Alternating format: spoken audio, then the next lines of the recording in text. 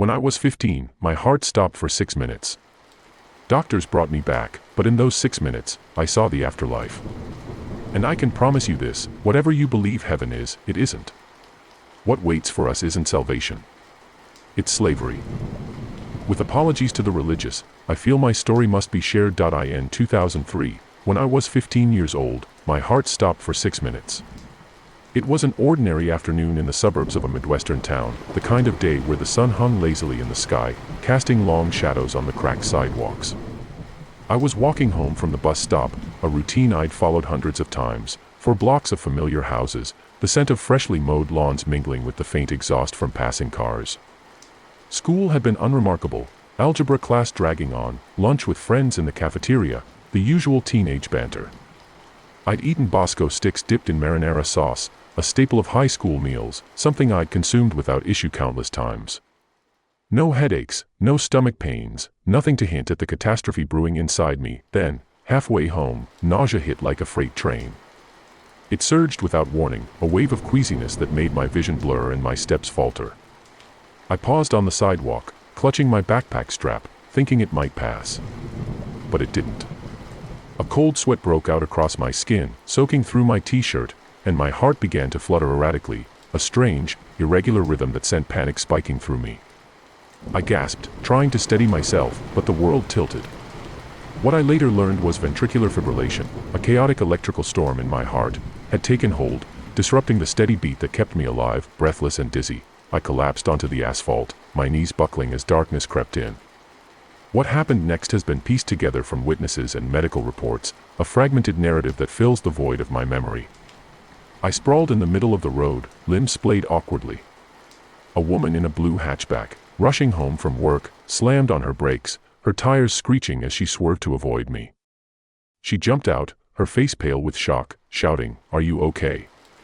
Kid, wake up."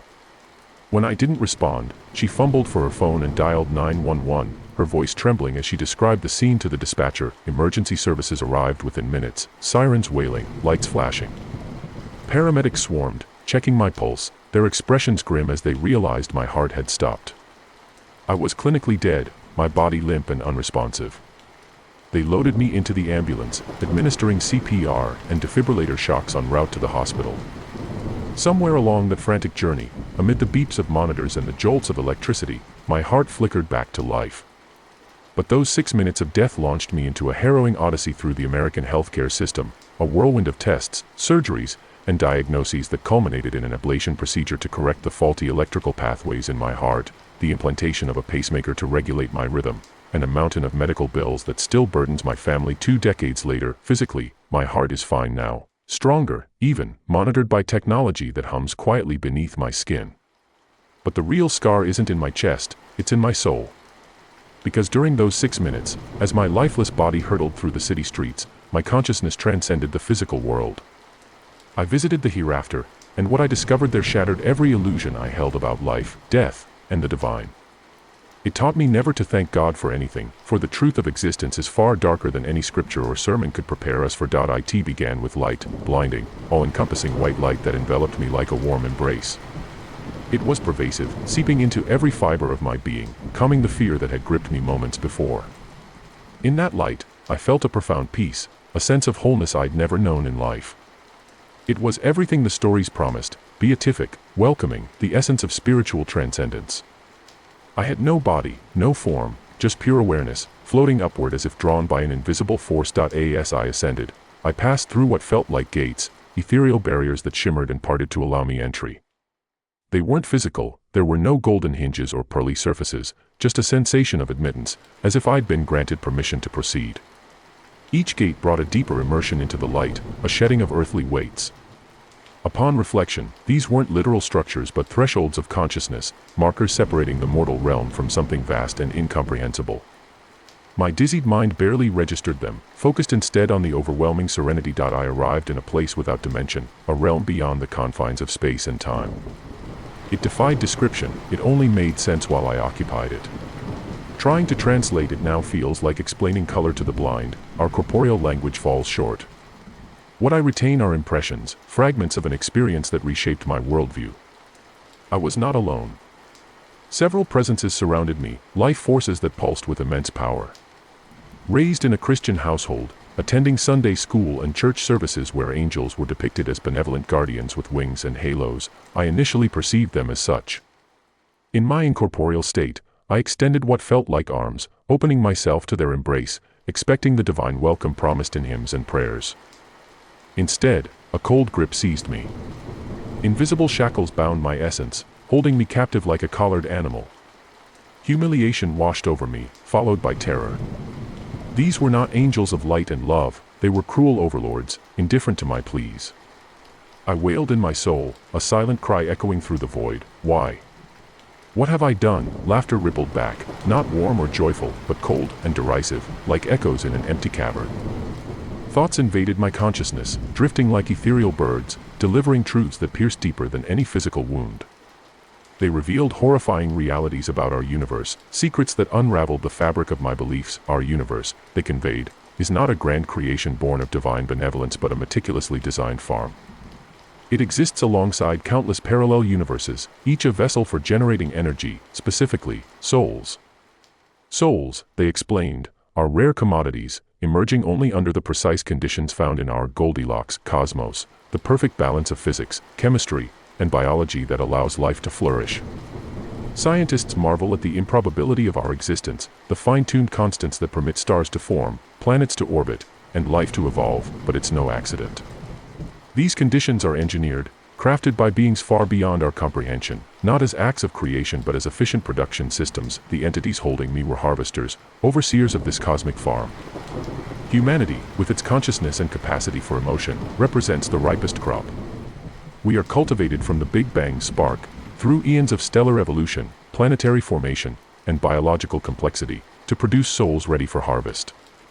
Death is not an end but a transition, a plucking from the field to serve in their higher plane, where time dissolves into eternity, and we become eternal slaves, our essences bound in perpetual servitude. I in that timeless void, 6 earthly minutes stretched into what felt like a lifetime.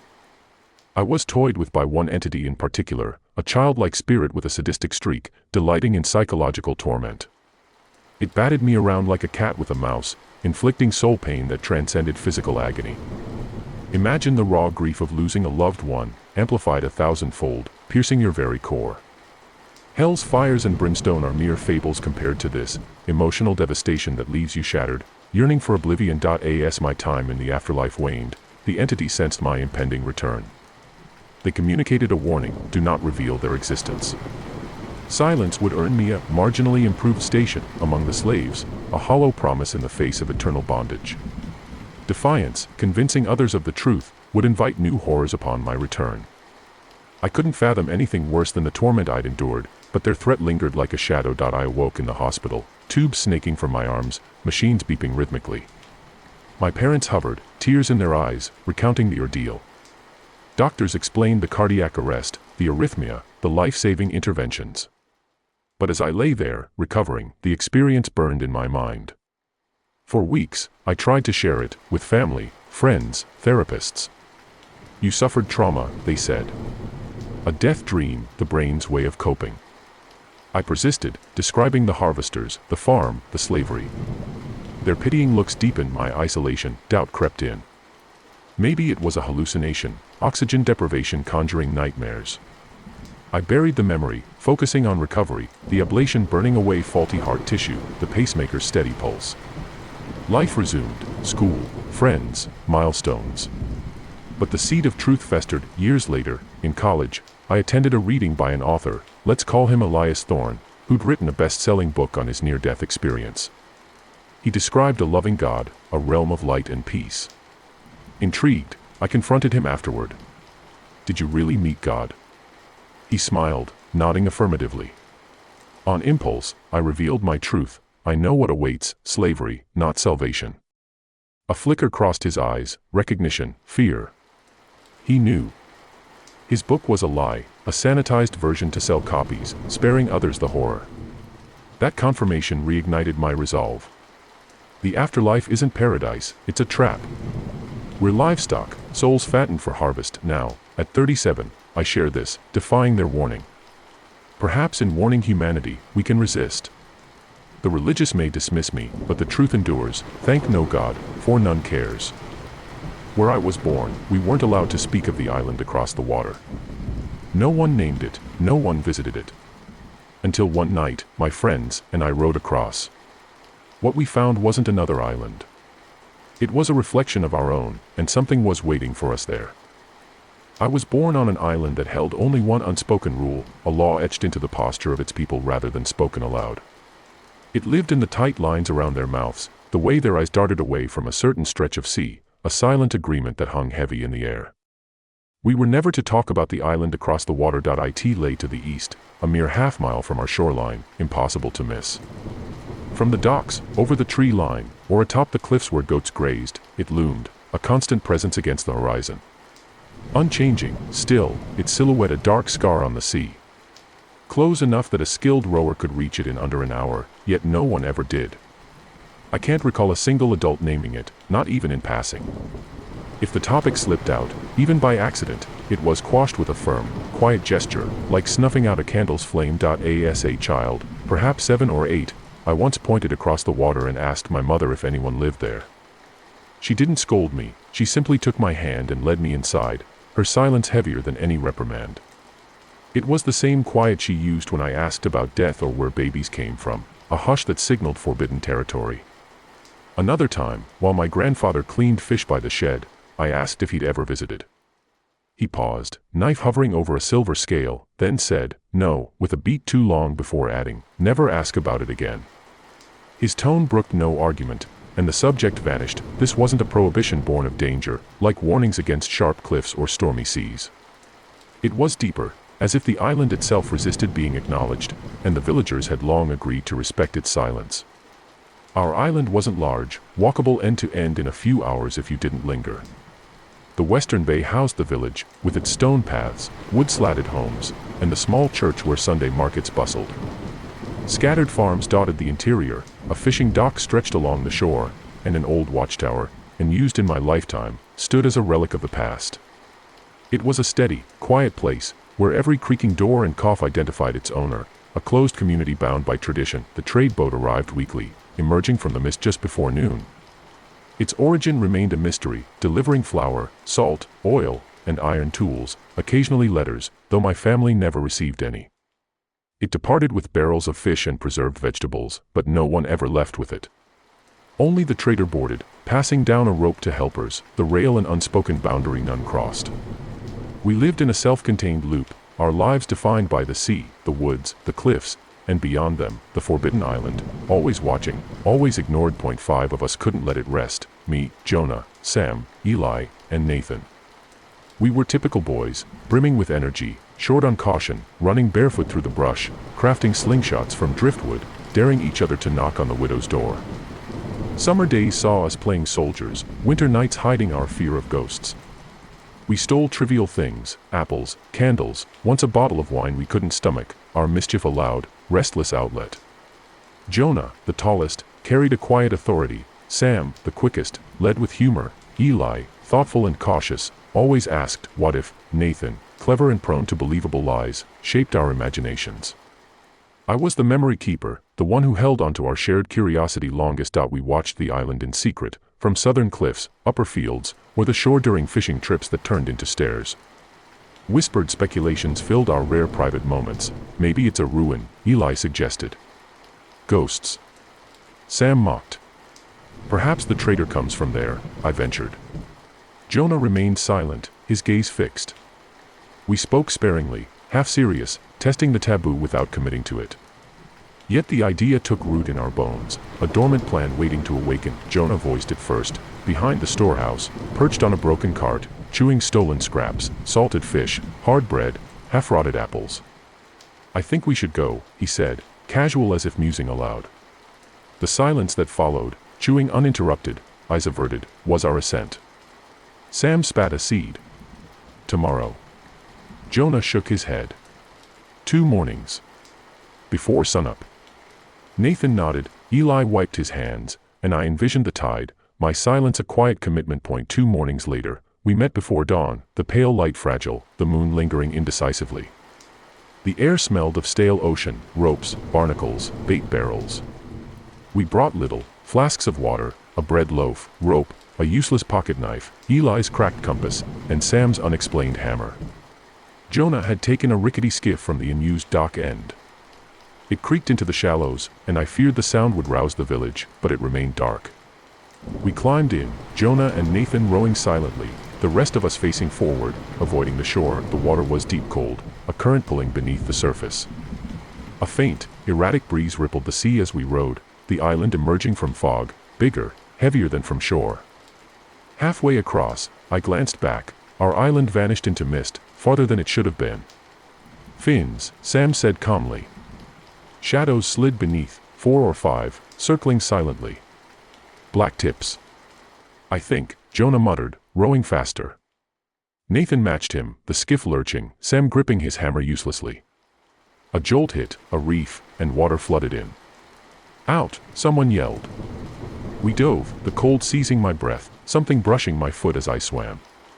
The shore loomed, 30 yards of glass-like resistance, my elbows scraping rock as I crawled out. The others followed, the skiff lost. We stood, shivering, counting 5. Sam noted, "This is the same beach." The crooked tree, black rocks, slope, it mirrored our own, yet differed subtly, sharper rocks, angled slopes, thinner trees. A path led inland, unfamiliar, the air growing heavy and warm. We climbed, the grass swaying too much, until Nathan stopped, staring uphill. A tall woman stood there, motionless, her damp dress clinging, arms unnaturally stiff. She didn't breathe, her posture human yet wrong, fixed amid moving grass. "Do you see her?" Eli whispered. Her smile, corners downturned, cheeks lifted, eyes kind, twisted my stomach. She raised a stiff arm, pointing not at us but above. We turned, seeing 5 figures in the woods, our doubles, mirrored in clothes and stance, expressionless. The air grew wrong, rules shifting. The woman's head tilted forward, neck stretching impossibly, her gaze locking on us. Eli sobbed, and she screamed, a low groan rising to a metallic shriek, vibrating through our bones. We fell, hands to ears, the sound ceasing abruptly. She and the doubles vanished. "I want to go back," Eli pleaded. Nathan muttered, "I think we are home," but we moved inland, the forest swallowing us. Trees mimicked ours, too many knots, damp bark, ground loose, air iron-scented. A clearing held a fallen tree. Jonah sat, pale. A click sounded, a door opening. We followed, the forest darkening, air heavy. A house emerged, weathered but livable, its porch sagging. Nathan noted its similarity to his home, mirrored details.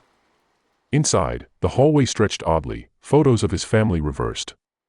The living room, flipped, held familiar furniture, a clock ticking slow. "I want to go," Eli whispered. Nathan vanished, reappearing calm, his hands still, smile offbeat. We searched, finding a locked room, then heard footsteps. Nathan returned, detached. We fled, the forest bending, reaching the dock with an old boat. Eli's scream echoed, her, holding him, breaking him silently. We rowed back, the island unchanged, a crowd awaiting. Eli's mother cried, Nathan smiled wrong, and they drowned him. We begged for a search, but silence fell, Nathan's name erased. I still wonder if the real Nathan died, or if we left him, a double believing it was him. Every family has that one relative you don't question, the one who's just always been there. But a few months ago, my family realized something terrifying. We couldn't agree on whose side of the family Uncle Matt belonged to. Then we noticed something worse, no photos, no phone number, no proof he ever existed at all. And yet, at every family dinner, when we count the plates, there's always one extra. My family and I have been enduring a profoundly strange ordeal over the past couple of months, one that defies easy explanation. It's the kind of experience that creeps into your thoughts, unraveling what you thought was solid reality. I'll try to recount it from the beginning, when things first started to feel off, piecing together the fragments as best I can. Maybe writing it down will help make sense of it, or at least warn others that sometimes, the people closest to you aren't who, or what, they seem. To understand the weirdness, you need some context about my family. We're a big, close-knit group, the kind where holidays overflow with laughter, arguments, and enough food to feed a small army. My parents each have 2 siblings, all married with kids, except for Uncle Matt, who never tied the knot or had children of his own. That gives me 10 cousins in total, a boisterous crew ranging from toddlers to teens.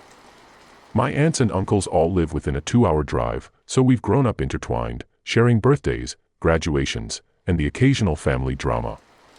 Playdates turned into sleepovers, and summers meant backyard barbecues or trips to the lake.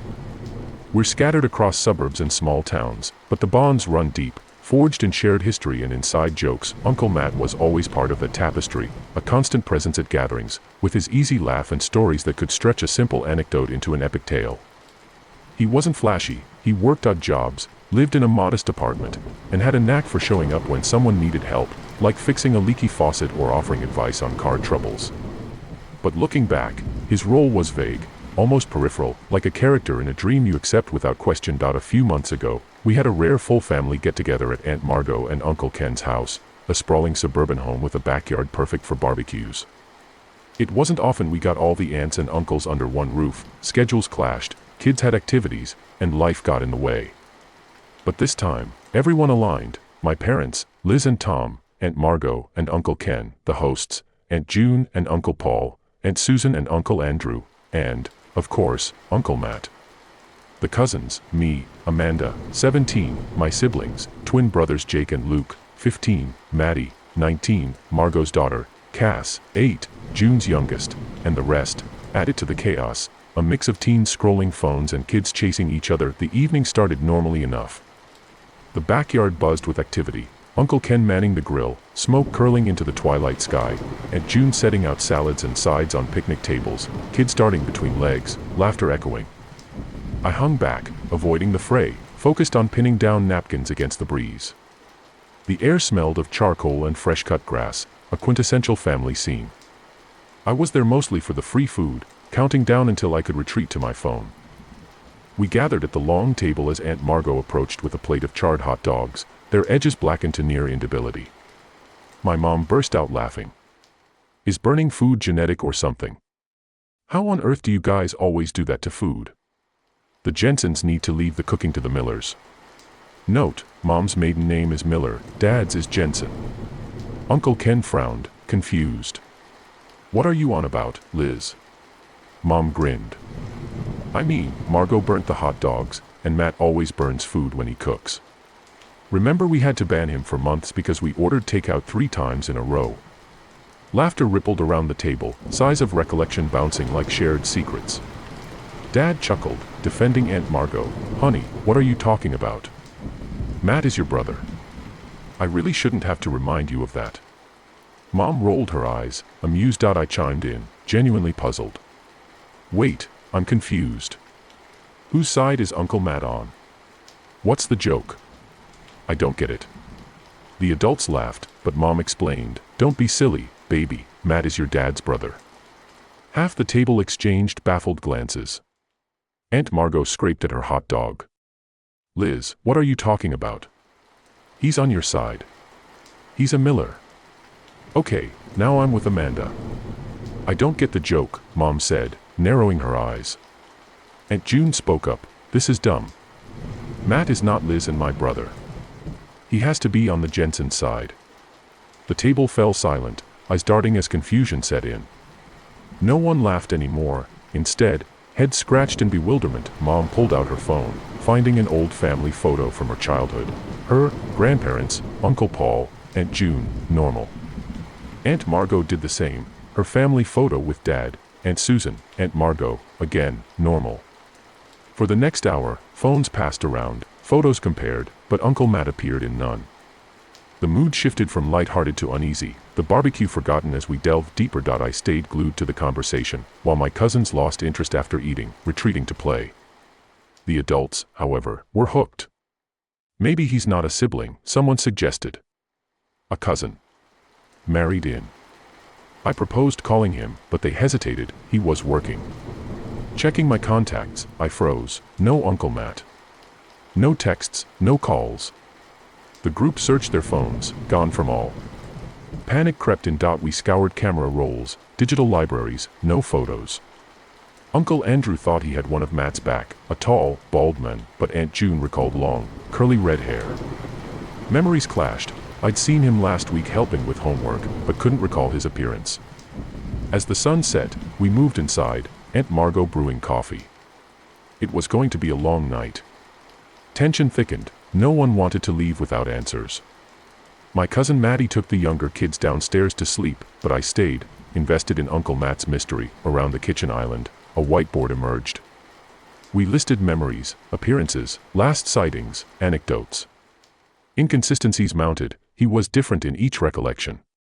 The Jensens thought he was a Miller, and vice versa.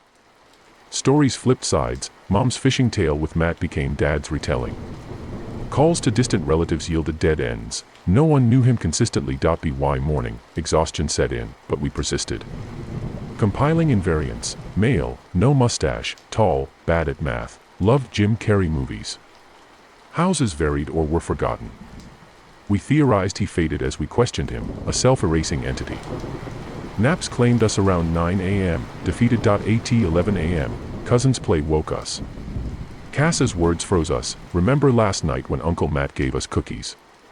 Uncle Andrew questioned her. She described Matt bringing treats, starting a movie, then joining us upstairs. We recounted plates, cups, 12, not 11. He'd been there, invisible. Dad recalled Matt bringing water. Uncle Paul saw him enter the bathroom, never exit. Memories darkened. Nighttime visits, hammers for Christmas, knives in cars, stacking bowls endlessly, packing trash bags, reading appliance manuals as bedtime stories. Police were called, but no evidence existed, no name, no features. How can we find Matt? They asked. He felt like a virus, implanting memories post facto. Family joked, leaving extra plates, but I sensed danger. Hairs rose when he arrived. They dismissed escalating horrors. I dug deeper, memories rotting, punishment for pursuit. Why hide now? What happens if I find him? I will find you, Uncle Matt. I will uncover what you are.